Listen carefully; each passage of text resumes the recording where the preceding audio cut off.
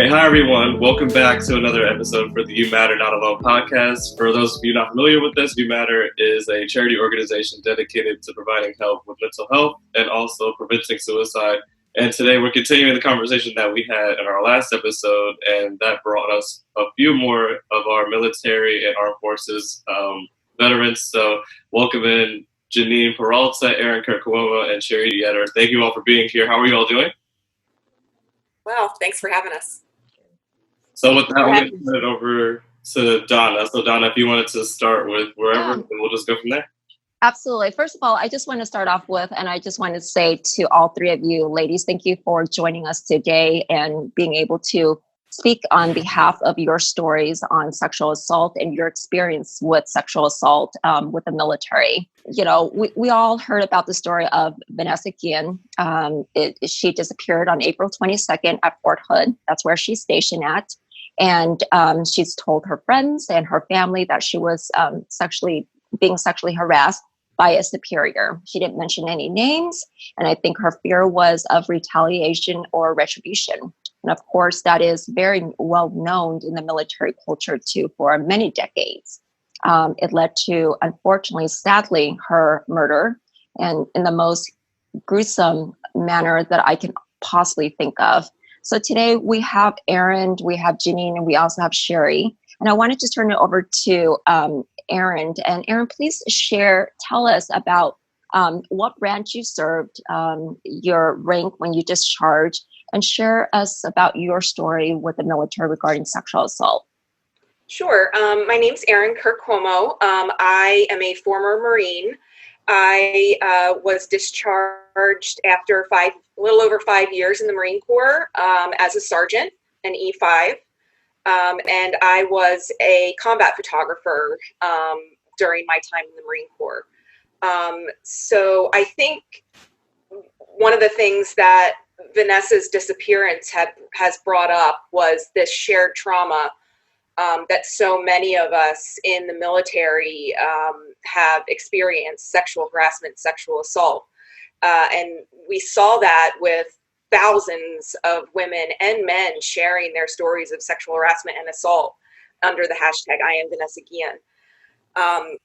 Now, personally, I was harassed, assaulted several times during my time in the Marine Corps. Many of the stories that you hear happen to junior enlisted, which is what happened to me. And it also oftentimes surrounds the barracks and what is your home while you're in the military. And that's probably one of the first times that I was harassed, just walking to and from my room. I woke up several times in the middle of the night to have NCOs in my room standing over my bed, touching me several times. And then eventually I wanted to try and protect myself. So I took my $1,400 a month paycheck as an E3 and moved out into the economy and spent $900 of that paycheck on my own apartment, where I felt I was going to be safe and able to protect myself. It was a very small apartment. It had a locked gate. So you had to have a key entry to get through the main gate. It was a small apartment complex. Everybody knew me. And in the middle of the San Diego summer, it actually does get very warm in San Diego, believe it or not. I left my main door open to my screen door to try and cool off and fell asleep on my couch. I woke up to an NCO I barely knew from the headquarters battalion on top of me on my couch, who had managed to jump the fence into my apartment complex, had tracked me down through a recall roster. And that was that was the time I was raped in the military.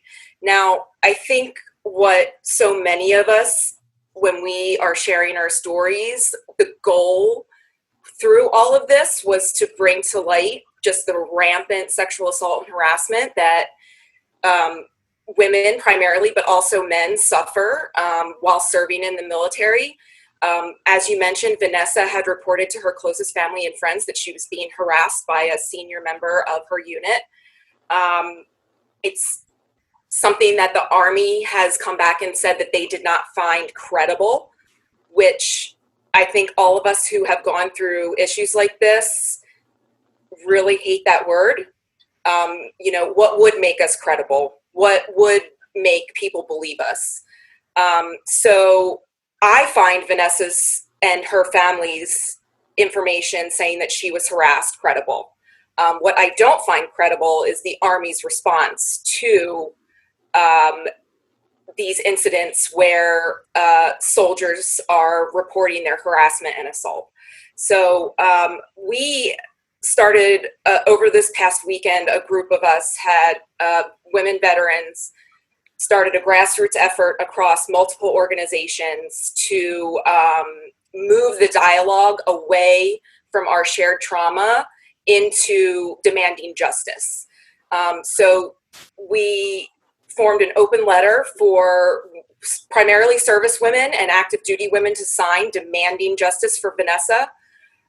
So far, we are at 3,000 signatures of active duty and veteran women, and we've now been able to open that up to also allies. So I think moving forward, we need to elevate our voices, all of us who have gone through this and lived this, to demand no more. We're done. We are done putting up with the retaliation, the fear, the constant harassment, and not being believed when we're assaulted.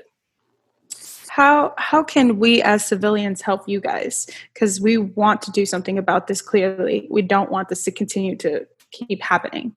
So what Absolutely. can we do? We need civilian allies. Absolutely.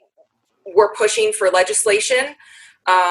Also for a congressional inquiry into Vanessa's harassment, disappearance, and murder.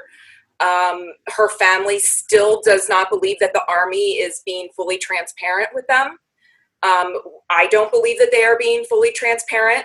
And I think that that's a common thread that we see. Mm-hmm. So we definitely need as many people as possible to be calling their senators, calling their congressmen, calling and demanding for that justice, the congressional inquiry. We're also pushing the family's request that, especially for Latinas and Latinos, no enlistment until there is justice and that there is a safe way for people to serve in the military. So you'll see a lot of us talking about, for those you mentioned before we started the call, what would you say to young people who are about to try and enlist and join the military?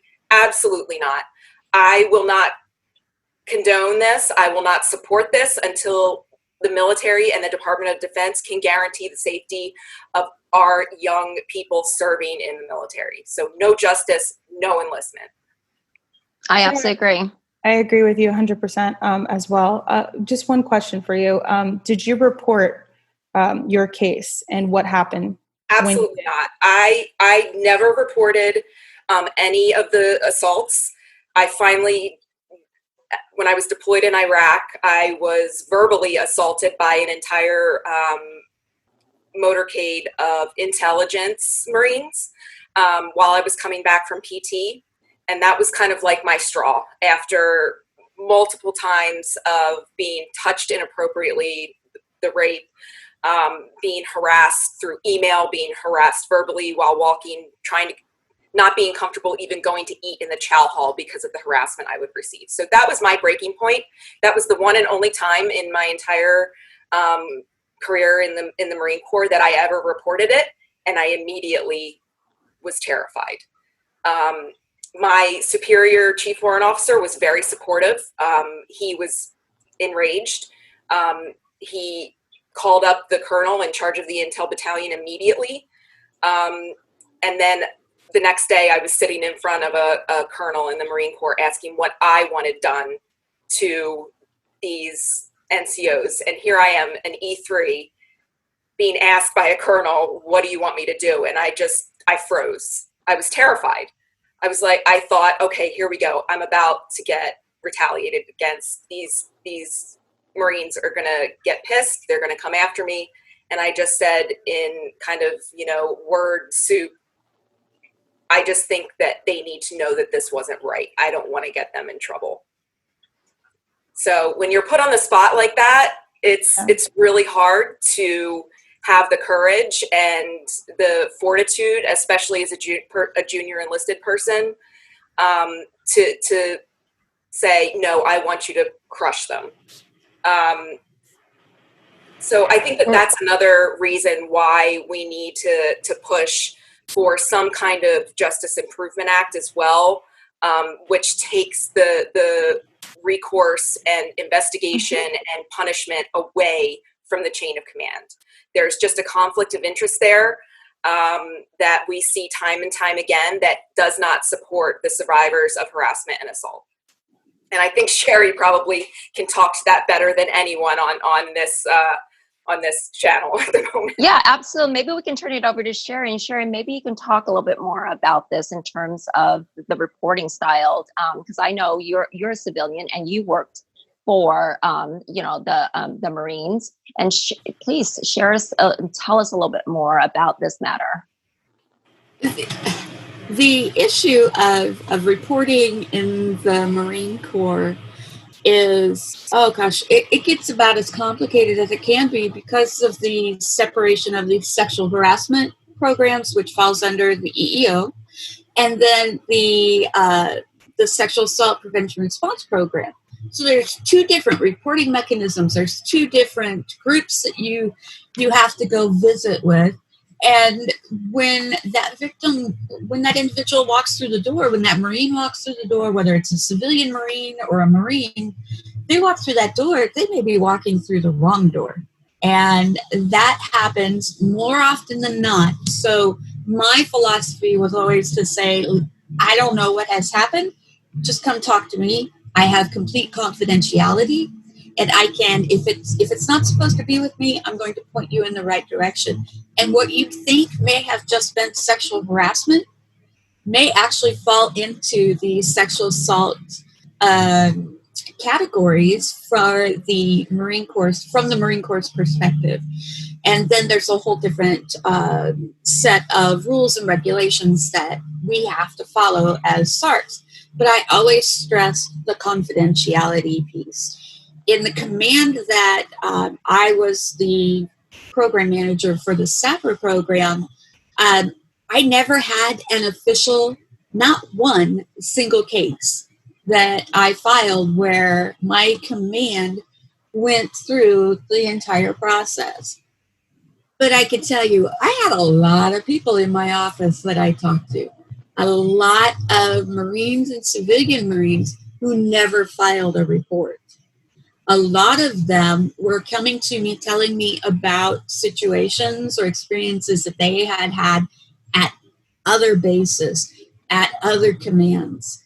And it wasn't just individuals from within my command. It was individuals from all over the base because I was the trustworthy individual that they knew they could talk to and it wouldn't go any further. I was a big proponent of saying, well, I'm sorry, that falls under Military Rules of Evidence 514, and I'm not allowed to talk about that. I pulled the I cannot confirm nor deny anything policy. But Marines and civilian Marines don't want to file. They don't want to make an official report because they know they will most likely face retaliation.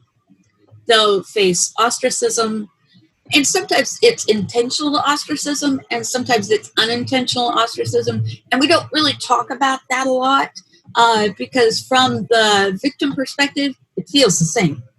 But a lot of times individuals, once you have reported, especially if you're a junior Marine or even a junior officer, really any rank, people don't know how to react to that news if they want to be supportive. They don't want to be offensive. They don't want to be too inquisitive. But sometimes they just don't know how to act. So that's when I always told my Marines, just say, hey, I believe you. I'm here for you. If you need to talk, you let me know and I'll get you to wherever you need to go, because I don't want you to tell me something that you're not supposed to. So that was really key to the process. And then we bring in the commander portion of this, the commander's responsibility. It is a commander-led program. And not saying this is an excuse, but they are very busy, and some of them have the best intentions to do absolutely everything that they can. And please note, I said some of them. Unfortunately, the larger majority, it's not a high priority for them. They feel like they have programs there to take care of these Marines, and they will initially appear supportive, but over time that fades away. And so when the Marine starts to experience retaliation, reprisal, whether it's in the barracks, whether it's across, any part of the building, they don't hear about it. And the Marine doesn't say anything because they are still fighting all of those individual fears, and a lot of times it's regret for having come forward, having said anything in the first place. And that's, then you start to feel the guilt. Well, why did I report? I shouldn't have done that. And then the next hour, you may be thinking, well, absolutely, I should have reported. They need to hold these people responsible. These are all things that I personally went through as a victim of sexual harassment by my Marine Corps supervisor while at Headquarters Marine Corps. The irony is not lost on me. This was my dream job. I was working at Headquarters Marine Corps in their behavioral health branch. They were supposed to be the epitome of honor, courage, and leadership. And they were on the cutting edge of doing some really important work for Marines and families. It took me 10 years to get hired on with the Marine Corps. Within the first year, within the first 8 months, I had been sexually harassed by my supervisor. Not just once, but more than once. And my other supervisor, my operational supervisor, because I was still within my first year, my probie period, as we call it, it basically stated to me, and I'll paraphrase here, do you really want to ring that bell? Because once you do, you can't unring it. And not only will your career be impacted, but your husband's career is going to be impacted as well. So, do you really want to bring that on them? Do you want to, I would go home and sleep about it. Sleep on it is basically what I was told, because my husband's career had just been threatened. He's a senior Marine Corps officer. And I was just basically told, if you say anything, he's not going to get promoted. So what do? But that happened to me at Headquarters Marine Corps. It happened in the behavioral health branch. All of the places that you would think that this is not supposed to happen, it happened. Especially considering this is the program, this is the division that writes the policy on acceptable behaviors for all Marines and their family members and the civilian Marines. And this was happening to me. At the time, I didn't know it was also happening to other individuals by this same Marine supervisor. Slowly that came out. But it wasn't until I didn't officially file a report until let me take that back. I didn't try to officially file a report until after this Marine supervisor had left the building. And then, because I was a civilian Marine, a government employee, I was then discouraged from continuing in the process because it had been more than 45 days since he had sexually harassed me. And I looked at this individual like, have you lost your mind? Because sexual harassment into sexual assault, it's all predatory and grooming behaviors. Mm-hmm. Within the first 45 days, unless a very overt act has occurred, you don't really realize that you are a part of this grooming process. So needless to say, I didn't file a report.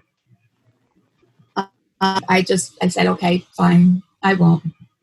But then this individual received orders to come back to headquarters Marine Corps. And he wanted to come back to the behavioral health branch. I didn't know that until the day he showed up. He showed up in the building.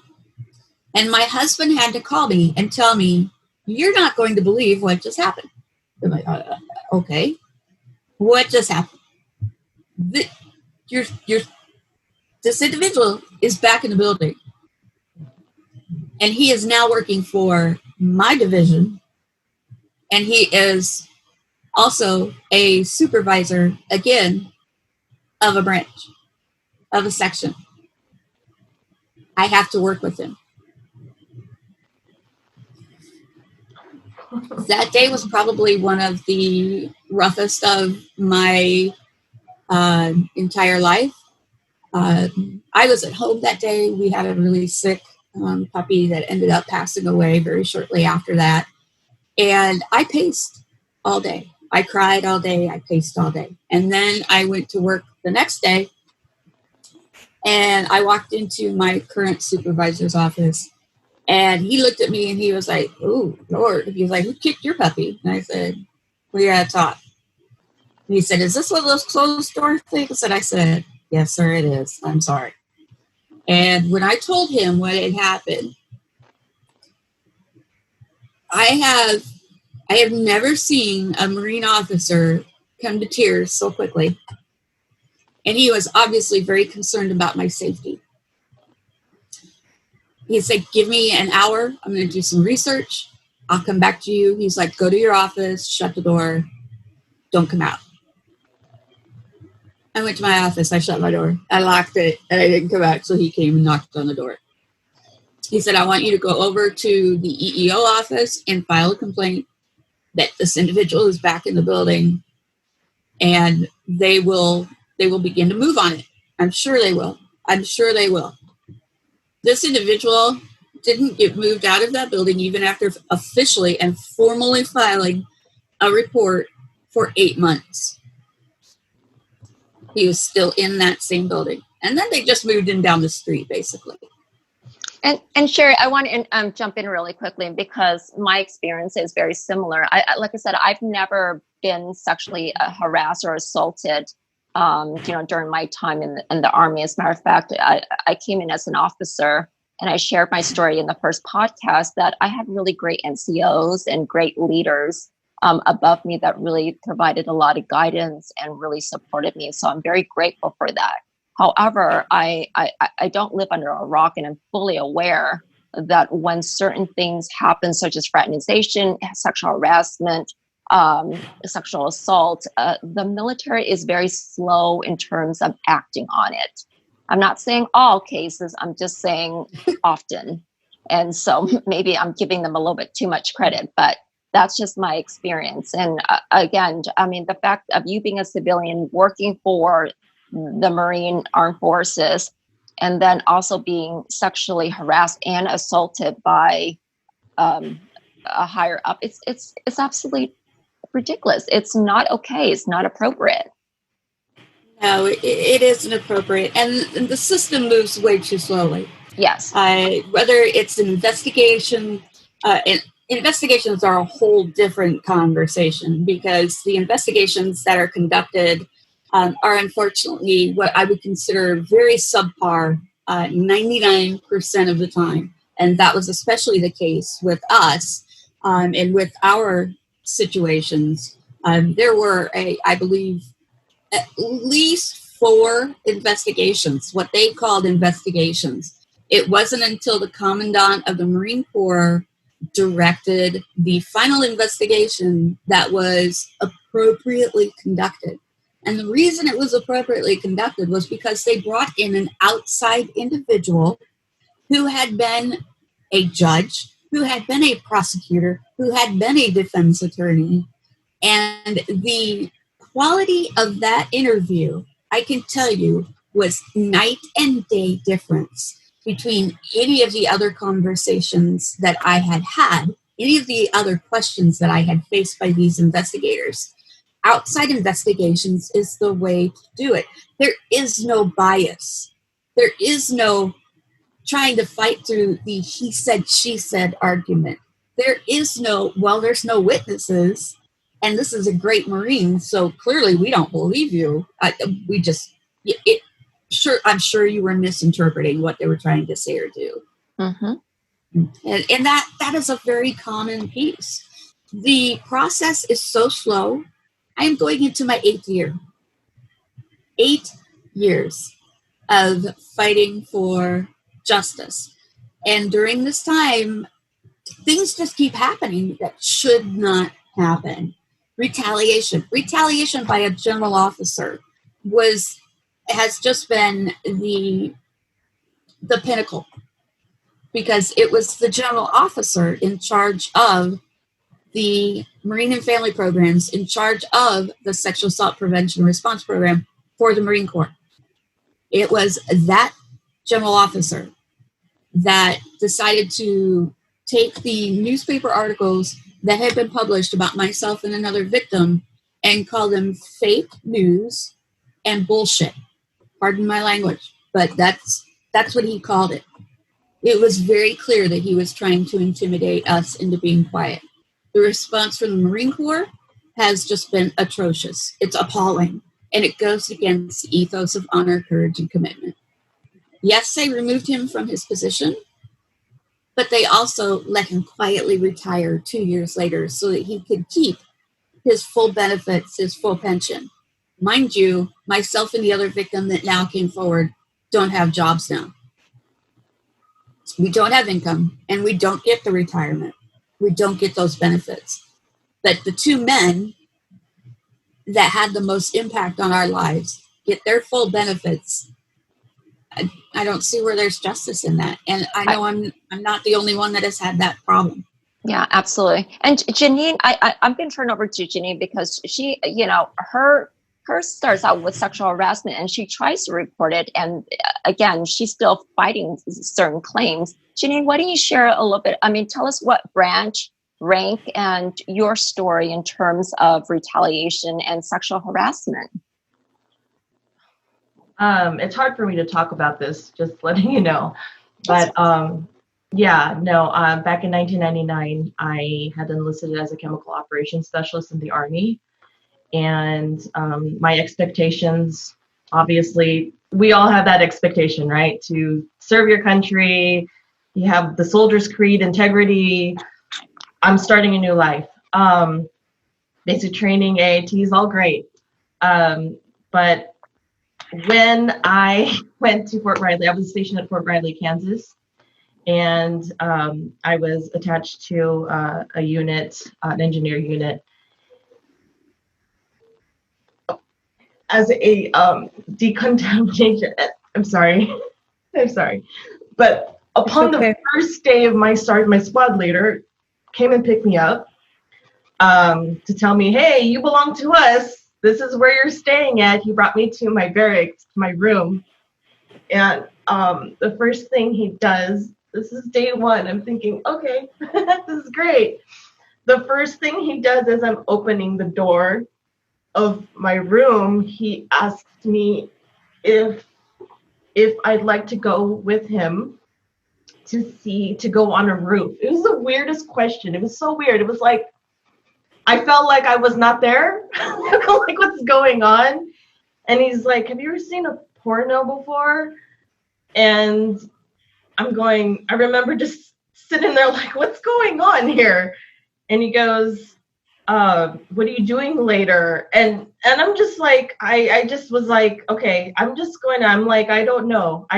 Everything was just like this blur. He was asking me all these weird off the wall questions about sex. And so he said, well, okay, well, I'll meet you here. You have to be downstairs by blah, blah, blah, blah, blah. And I'm sorry. I didn't know what to do with that. I thought that was a one-time thing and maybe I could just shrug it under the rug. And at the time I was only 20 years old. I just thought, oh, okay, this is just the way it is and that's it. And then as time goes on, I had other people, it's the groping, it's the smacking of the behinds, it's the little things they say. And luckily I had one friend who told me, you need to report that. You need to go to EEO and you need to talk about that because that's not right. It was another girlfriend of mine who was in another company in the same unit though. And when I did, I remember the officer, and she was a female. She told me what I had to say may not even matter. So you can talk to me about what happens, but we don't know what's going to happen. And I did, and I reported it. After that, it was like the whole time I was there, I had to switch squads because I became angry. I became more of the person who, you're not going to do this to me. That's why I reported it. I was like, you're not going to do this to me. But the more that I did that, the more that I was retaliated against, apparently. And these are the rumors. You get rumors. Apparently, I was the gal who you could go have relations with. I was the girl who was a bitch. I was the female who will never amount to nothing. And I would have guys come into my room, break into my barracks room, and just think that they could pee in the corner of my room all drunk and do whatever they want, pee laying in my bed, thinking that I've had so many times my room was broken into with a naked soldier there. There was nothing but drinking, a lot of drinking, and a lot of just chaos in my barracks.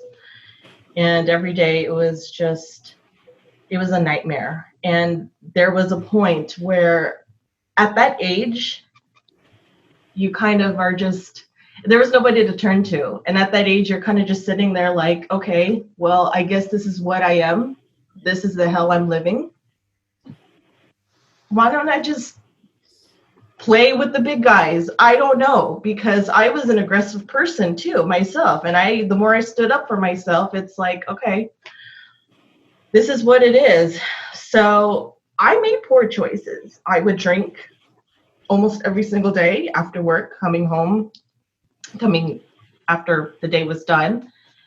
And like I said, I made some poor choices, I guess, in my thinking now that I could, after all this therapy, but I thought to myself, okay, you know what? I am nothing. Why don't I just be nothing? I'm going to have sex. I'm going to do whatever I want. And I did. I hate to admit that, but I live with it every single day because then I became pregnant and I have a daughter who is 18 years old now. And every single day I see her, it reminds me of my choices, of what I went through back then when I tried to stand up for myself and nobody could hear me, nobody to talk to, no outside entity to talk to about what was really going on. And I had another girl open up and say she was raped. And nobody believed her. And then there was another girl. And then it was just apparent to me that I was in hell. That's what I felt like. Sorry. I'm sorry.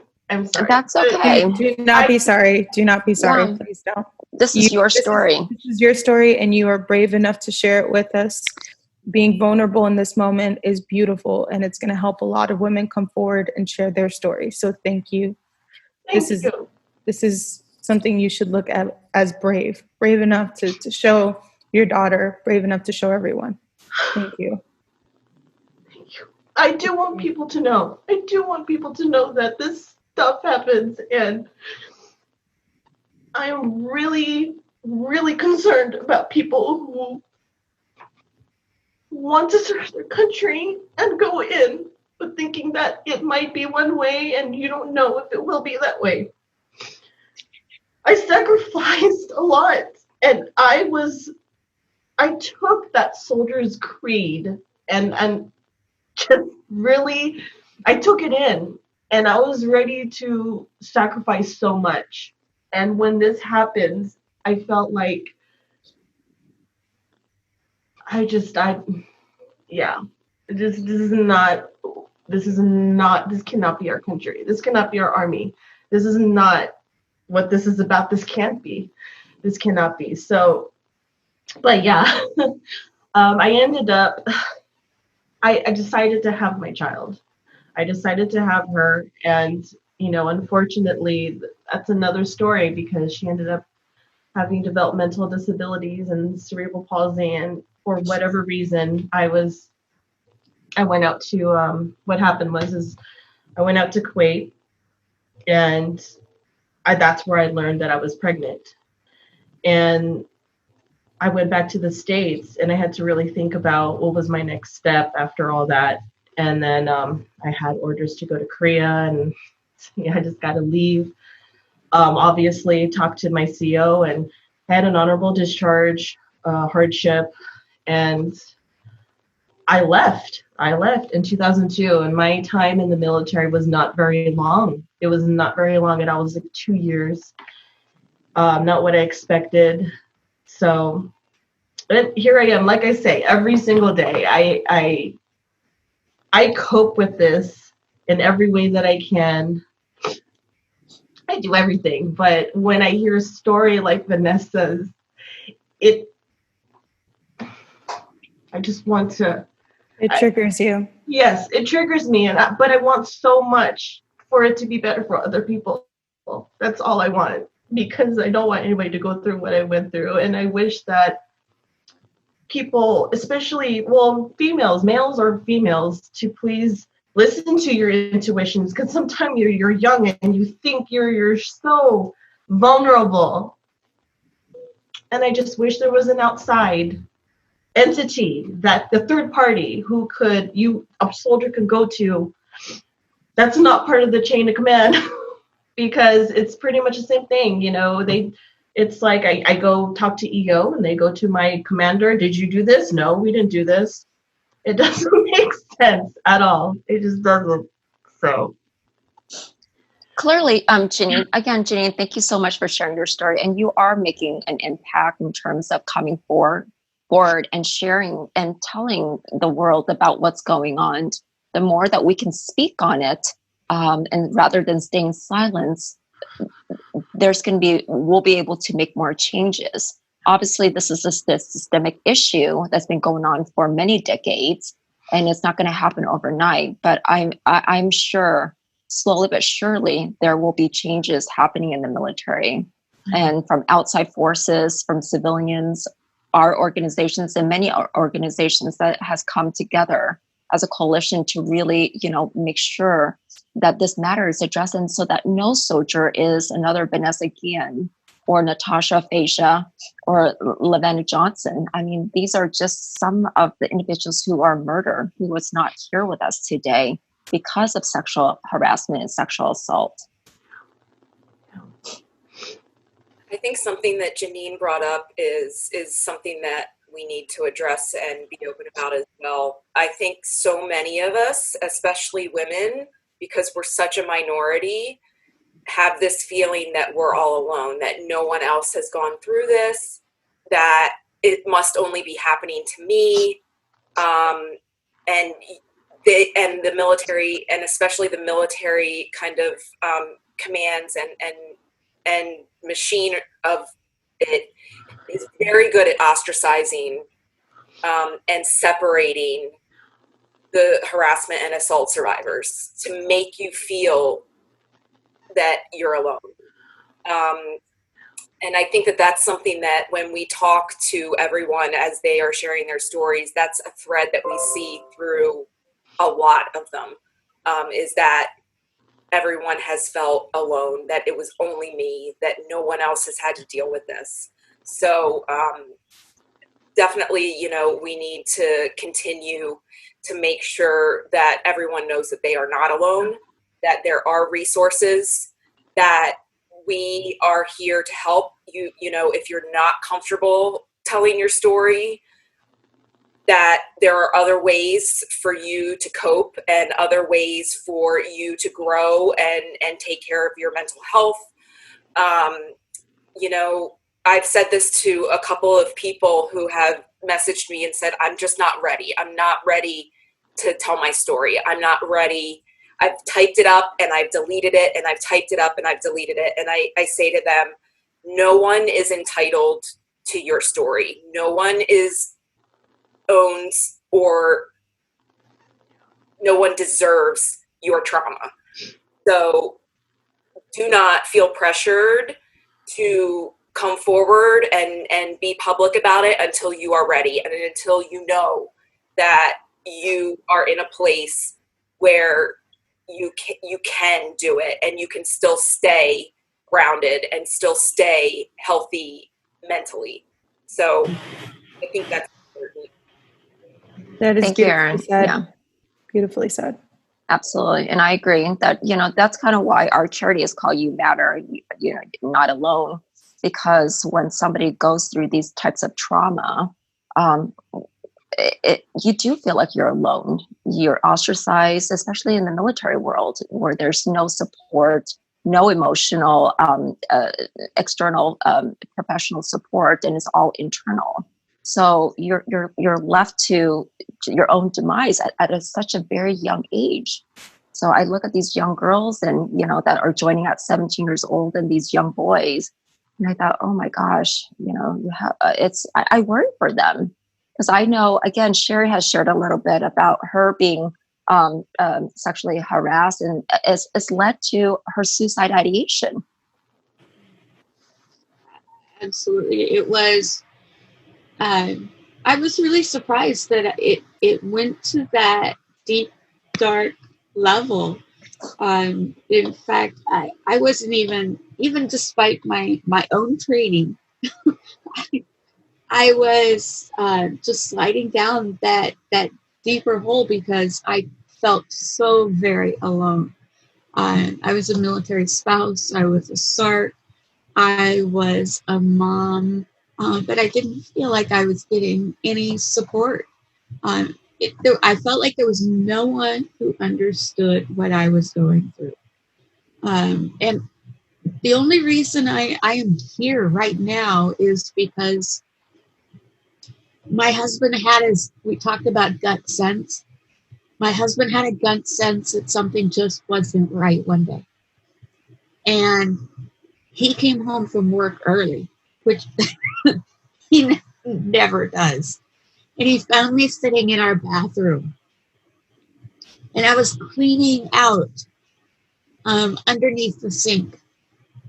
I was cleaning out all of my makeup and my hair products and the curling irons. And I just had a big old trash can sitting there.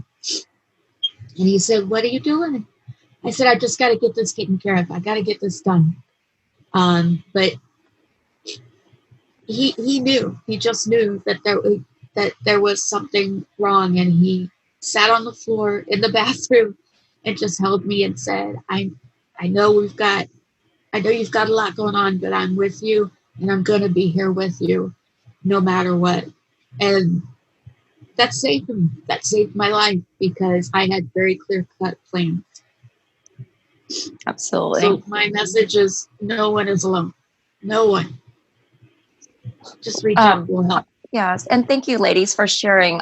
We have to wrap up, but again, thank you so much. And we will, as an organization, as You Matter Thank Not you. Alone, we will do everything we can to really provide that support and push for changes too, as well as we hear today. And I appreciate you guys so much for sharing your stories. It's really brave of you, each one of you.